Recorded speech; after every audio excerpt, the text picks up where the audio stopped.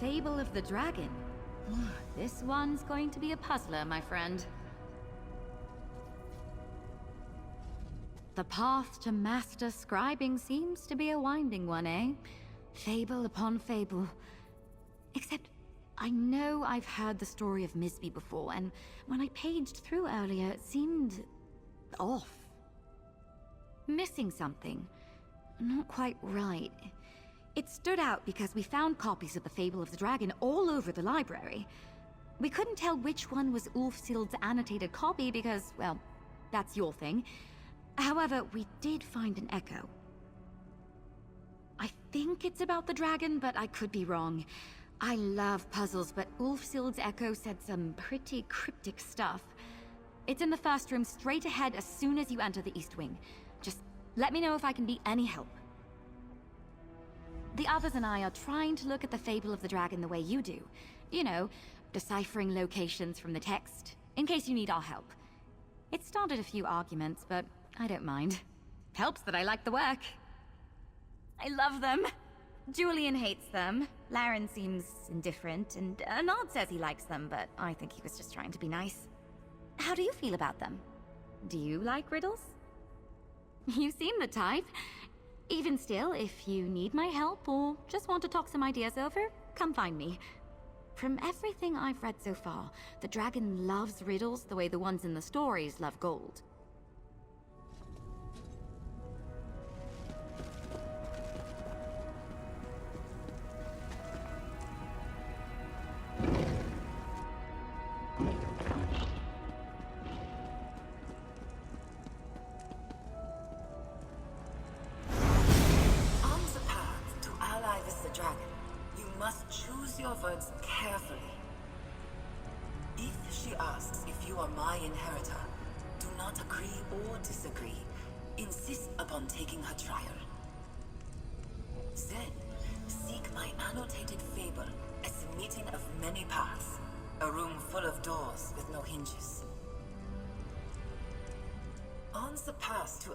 The dragon, you must choose your words carefully. If she seek my annotated fable at the meeting of many paths, a room full of doors with no hinges. A riddle indeed, the first of many. But I have faith you'll find your way.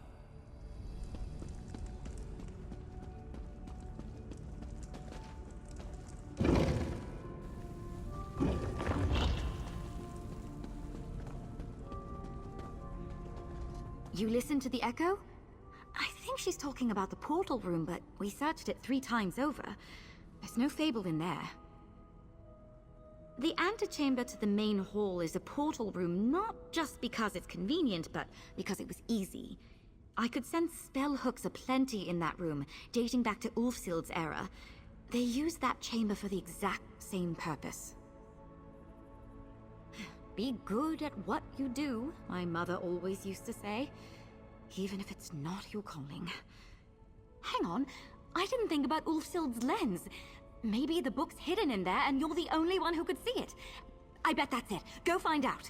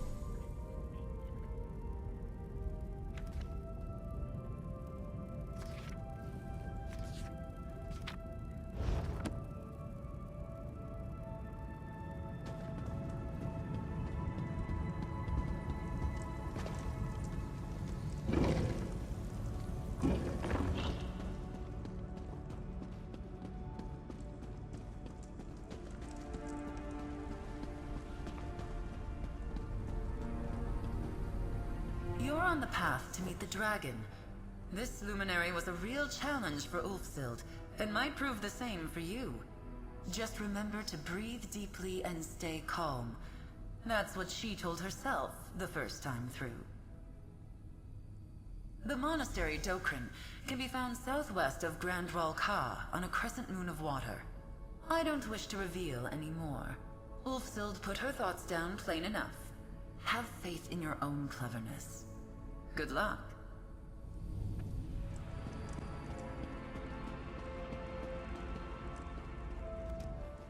I won't lie.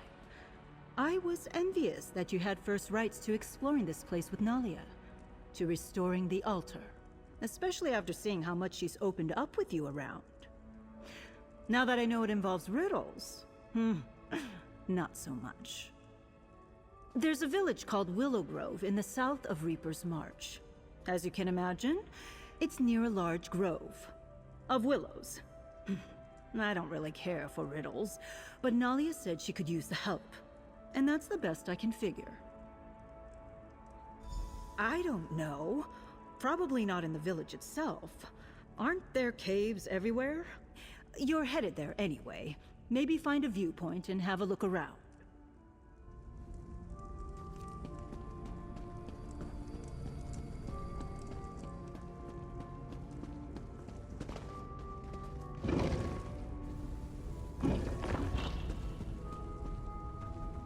Any luck finding what you need? Anything I can do to help? Can I see the annotations? Here, Kaj Rawlith. That's an old ruin site in northwestern Reaper's March. Fort Grimwatch is built over it now. And the bit about the door at the end. Did you notice that riddle went unsolved in the fable? No, don't tell me, I want to guess. What has a wide mouth, yet never speaks with its own voice? It's a well, right? Because when you speak into a well, it speaks back in an echo. Then I suppose we're both right. Perhaps there's a few potential answers these riddles could have. Though for your sake, hopefully not. Good luck out there.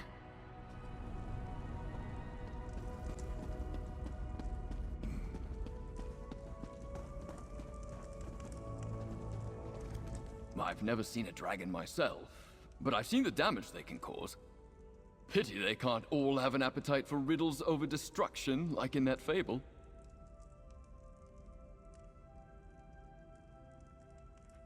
As it happens, I'm studying to pick up Ta'agra as a second tongue. Jazenji Sir translates to Jode's Light in Cyrodiilic. Those ruins are just west of Dune, though I suppose they weren't ruins in Ulfsild's time. Stay safe.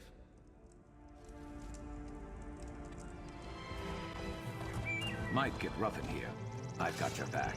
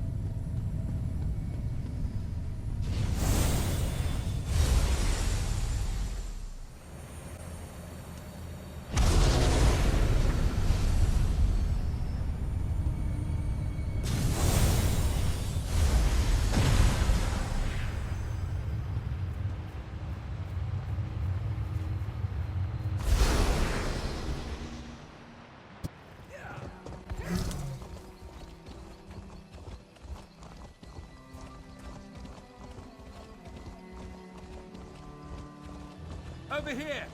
Soldier, we're over here!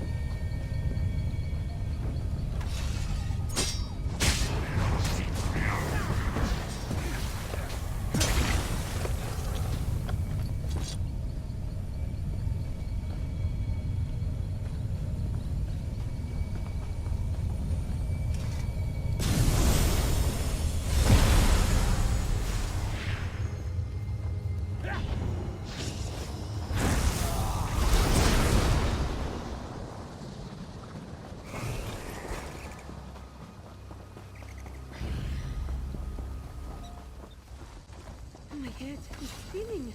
So much to decipher, so much to unravel.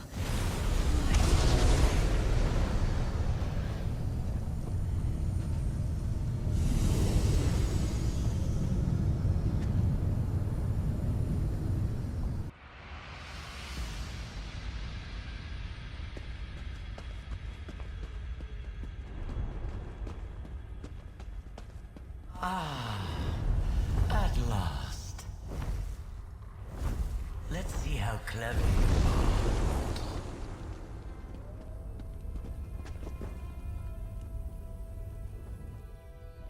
Mortal, let us dispense with pleasantries. You are here to master scribing, to amplify the power of the altar and walk in the footsteps of the Archmagus Ulfsild. In short, her inheritor. Do I have that right? Fascinating. I sense the power of the Indrik about you, so clearly you're here seeking my approval. In a way, that's acting as Ulfsild's inheritor. Can we at least agree on that? Very well. Have it your way. Inheritor or not, we'll have ample opportunity to see what kind of mind you have in there. Place my fable upon the dais to connect my wing to the Scalarium once more.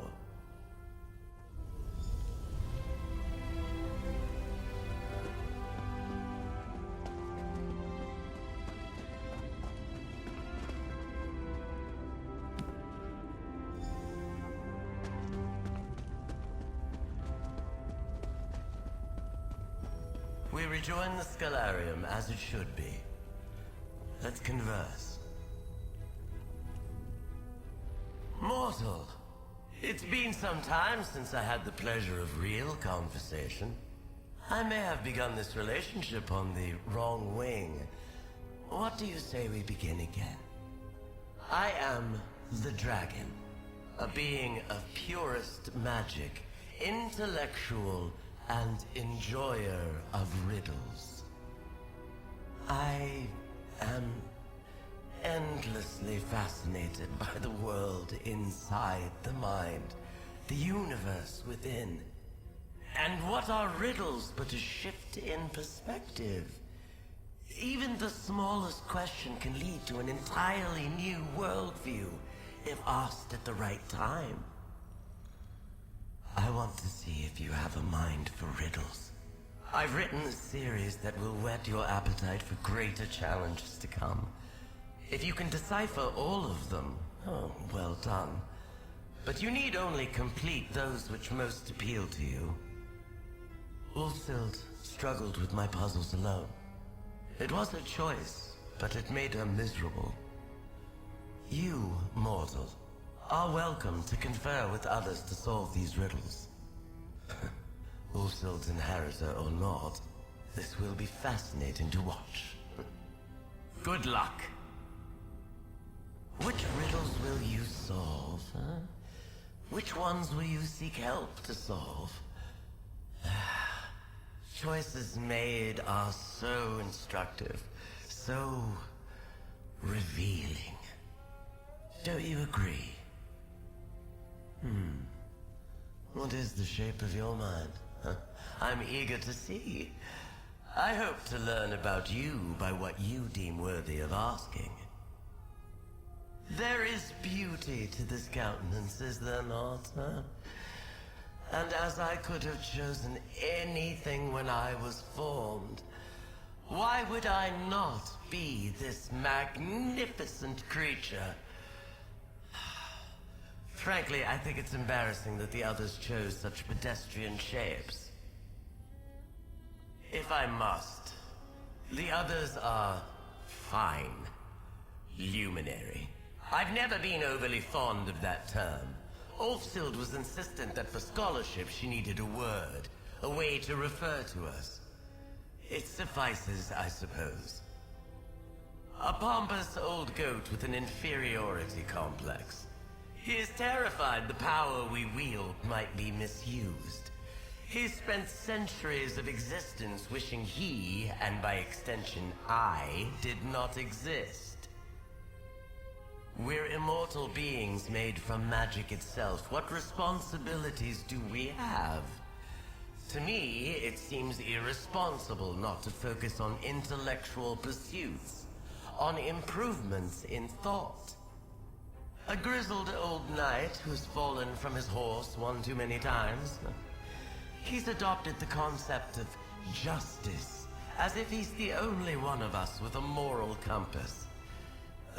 It would be pathetic, if not for his stewardship of that delightful little creature. His lasting accomplishments can be counted on one claw. He is so blinded by a pedantic code. And yet, I must give him credit for ensuring the survival of the fox.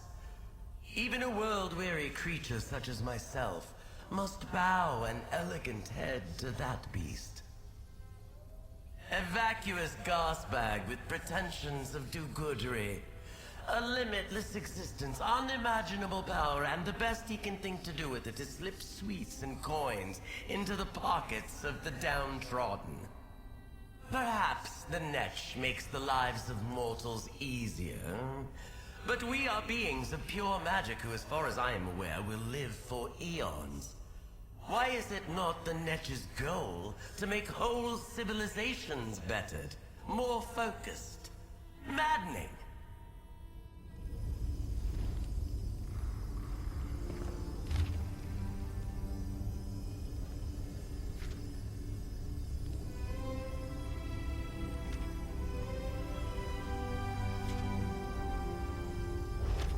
Even if your allies tell you the answers, you'll still need to complete the tasks yourself.